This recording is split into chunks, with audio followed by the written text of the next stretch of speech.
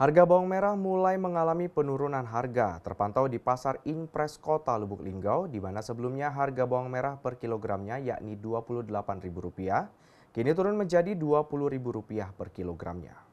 Di Pasar Impres tradisional Kota Lubuk Linggau, terpantau harga bawang merah mengalami penurunan. Pedagang bawang Junaidi mengatakan, sudah sekitar 1 bulan untuk saat ini harga bawang merah mengalami penurunan harga, di mana sebelumnya harga bawang merah dijual dengan harga Rp28.000 per kilogramnya, kini turun menjadi Rp20.000 per kilogramnya. Berapa Pak bawang merah Pak? Bawang merah 20.000. Dari sebelumnya berapa Pak? Dari sebelumnya 28. Itu nurun mulai kapan ya Pak? Lah sekitar 1 bulan. 1 bulan lah ya. Kalau bawang putih itu berapa Pak? Bawang putih nurun Berapa Pak?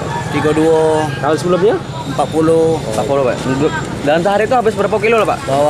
Bawang merah sekitar 200 kilo. 200 kilo Pak? Iya. Dalam sehari Pak. Ival Walbaradi, Silampari TV, melaporkan.